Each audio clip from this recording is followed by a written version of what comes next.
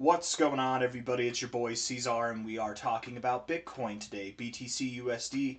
It is the 19th day of January, and here we are sitting at about $92.9 thousand with roughly 9 hours left in the day. Hit that like button, subscribe. Thank you all for being here, and let's get into it. We've taken a little bit of a spill over the past 5 days. Yesterday's drop really only happened in the final 2 hours. Right, most of the day was actually sideways and even slightly up. But the last 2 hours we dropped. We had some significant volume coming in. You look at the daily time frame overall, and not a lot of volume has come in on this drop at all. I'm not worried about it. I'm not concerned. I was personally expecting that we would hold support here and that we would not go below this level. The fact that we've gone down here was not my expectation personally, but it's not a problem. It's not a problem at all to hold higher lows in the same trajectory that we've been holding higher lows. I don't have a problem with that at all. With that being said, we could even go below this trend line and still be fine. People have the tendency to freak out whenever you break these imaginary diagonal trend lines like this, whenever you break through them. Let me try to draw a better line. I can't draw a straight line to save my life. Let's just do this. People freak out whenever you break through this, but the thing is, you're still in an uptrend. You still have higher lows and higher highs. You're still in an uptrend. You just broke your trend line, not the trend itself. So people freak out, they sell the higher low, and then we move up higher. I don't want to see anybody do that. I'm not calling for that, at least not right now. Maybe we will call for that by the end of the video, but at the moment, this is a very suitable place to find a low, I would suspect. And if we take the low here to the high here, you did wick just below your 382 level, the yellow line here, wicked just below there, and it's very common to wick below this level, close above it, and then recover and move on from there, especially in moves like this. So I'm not worried about it. I feel like this is the low. It's a little bit lower than we intended, but whatever. It's not a big deal. We still have higher lows, higher highs, and I do assume that we are going to break out and move higher from here. Let's look at the short-term stuff, and then we'll zoom back out. Oh, with that being said, too, it is Monday. It's the beginning of a new week. Right, we closed out last week with a pretty big wick to the upside. We closed Friday here, and then opened up Monday down here. There's going to be a CME gap between here and probably about $95,000. Okay, so we do have a gap to the upside that needs to be filled. 1 hour time frame. Looking at this. Hold on. Let's see. Again, it looks super scary if you're very zoomed in. Like that looks like so much volume. But you zoom out just a little bit, it's not that much volume at all. In fact, it's one of the weaker spikes that we've seen throughout this whole everything. It's not like super small, but it's a lot smaller. I mean, it's smaller than even like the average spike throughout this whole thing is here. It's close to average, but it's a little bit smaller. And a lot of these spikes, if you notice too, it's not just 2 candles in a row. It's normally a bunch, like much more than just 2. Right, and typically you actually get a little bit above there too. So overall, this is actually really not that intimidating. You've made a very large move down over the weekend. Whenever there's low volume, low liquidity, very large move for how low the volume is. I assume it will not take that much volume at all to move back up. We're probably going to BART right out of this to the upside. I wouldn't be surprised in the least. Looking at this here with our indicators, the RSI is negative. It looks sad. The stochastics look positive, but I don't know if that's a good thing. They've looked positive this whole time. You're just moving sideways. If they look positive, we get to the overbought zone, and then you're still just moving sideways. That's like you've reset and you're ready now to drop lower. So again, be open-minded. We can go below this low, and the MACD is bearish as well. It seems like the obvious call would be to call this a low. It seems pretty obvious at this point. But the 1 hour time frame did not give me any implications that was the case.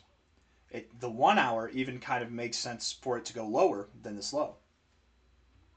The 4 hour time frame is pretty bearish on the RSI as well. We're not seeing any signs of readiness as far as bouncing goes. I mean, we did reject the oversold zone a little bit here. We got in and got out immediately. That's nice to see. But maybe we just come up, we find resistance, and we come back down. There's no signs that we're ready to turn around just yet. Bearish, bearish, and bearish on every indicator here. You're building bearish momentum as you're crossing through the zero. Again, in this low volume, high velocity environment that we're in, what I mean is it wasn't a lot of volume that the amount of volume that happened here during this move does not represent the move accurately. I mean, just look at how small this volume was in compared to some of these other moves that had a lot more volume, and yet this move was a lot bigger than really anything else we've seen here. So I feel like in this kind of wacky environment, we could see a BART out of this. We really could just snap right back up there. Indicators might not be as helpful, but if we're listening to the indicators, they would actually, I think, express the desire for the price to go lower. Personally, that's what I'm seeing there. But again, at any moment, I think that we could just BART back up to 95K. Daily time frame here. A little bit of bearish divergence on the stochastics and the MACD. You had the slightly higher high double top there in the RSI. That divergence is no longer relevant. We've made the move to fulfill that divergence, those needs, and now we're ready to move up. The daily MACD is actually at a really good point to bounce for us to see prices going higher. We can afford to go a little bit lower. You can give a false cross and then move up, but around these areas, whenever the oscillators get close, you do expect a bounce typically. If it lines up with other things to bounce as well. You don't just use that in itself to assume that, but with everything else that we've got going on, we're at prior areas of resistance. We're at our relative 382 area. We dropped a lot with a little bit of volume over the weekend. It seems like we're in this low-lying area where we would come back up, but I do just want to say again, it's completely possible to break this trend line.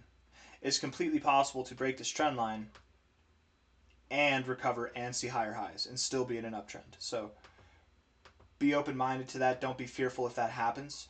I'm not expecting that we go below this low, but at this point in time, I don't know if I'm as confident that this is the low either. I don't want to call for lower prices, but I feel like if I call for higher prices, I could be wrong too. So I don't know. I'm not going to really give a call, I guess, today. Normally I give a call even if I'm scratching my head. I don't know. We're in a wait-and-see environment.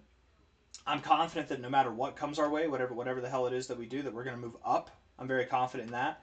But from here, is this the low or not? I don't know if I have a confident answer there. Looking at it firsthand, I would say yes. Diving into it a little bit more, I would say, maybe not. So it's really hard to say. But again, we're in such a weird environment that normally where these indicators might imply that we go lower, they might not be as reliable. We might be in a BART-like environment. We just might BART up here at any single moment. So I'm kind of expecting that too. There's just a whole conglomerate of expectations there that go against each other. So at the end of the day, I think that we're going to continue to move up. Our next target area here, from this low to our high that we have would probably be somewhere around 108K, 109K, 107K, somewhere in this area. That's my expectation, somewhere where we found support before, where we found resistance before. I feel like a lot of people have their eyes on this area here where we found support before, and we did kind of skim. We didn't technically interact with this area, but we did fall just shy of it. I don't think that we stop there. Or if we do, I don't think it'll be long, and I think we'll just work our way up to this 108, 110K area. I wouldn't be surprised at all, even with the week starting the way that it has right now, I wouldn't be surprised at all if we were up here by the end of this week, which would be Sunday. That's on the 25th. That's like right there. I wouldn't be surprised at all if we made some strides higher and we were up in this area or at least above 100K by the end of this week. But if that is to be true, we're going to have to turn around basically immediately. Tomorrow's going to have to be a good day. We'll see. If not, then maybe we're above 100K in February. But either way, as far as when it happens, I'm not concerned. I believe it's going to happen at some point here pretty damn soon. And I don't expect that we're going to break out and go lower. If we break below this low here, then we'll change the tone a little bit. But until then, I maintain a bullish stance. Hit that like button, subscribe. Thank you all for being here. I'll see you on the next one. Okay, take care. Bye.